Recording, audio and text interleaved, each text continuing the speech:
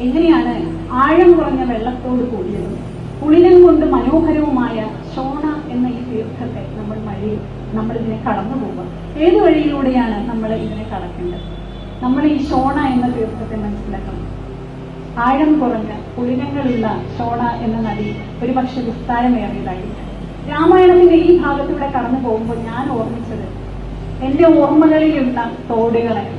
വലിയ പുളിനങ്ങളൊന്നും ഇല്ലെങ്കിലും മഴക്കാലത്ത് വെള്ളമില്ലാത്തതും മഴ പെയ്യുമ്പോൾ കുത്തി ഒഴുകിയും ഉണ്ടായിരുന്ന ഒരുപാട് തോടുകൾ നമുക്ക് ചുറ്റുമുണ്ടായി. നമ്മൾ അതിലൂടെ കടന്നു പോകുമ്പോൾ നമ്മുടെ ഉടുവസ്ത്രത്തിന്റെ അടിഭാഗത്തെ നനയ്ക്കുന്ന അത്രമാത്രം ചെറിയ നീർച്ചാലുകൾ നമുക്ക് ഇടയിലുണ്ടായിരുന്നു. കൈതപ്പൂവുള്ള തോട്ട് വക്കുകൾ ഉണ്ടായിരുന്നു.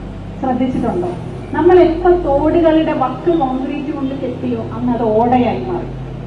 അതിന്റെ സർവ്വജൈവികതയും നഷ്ടപ്പെട്ട് മാലിന്യം ഒഴുകുന്ന വെറും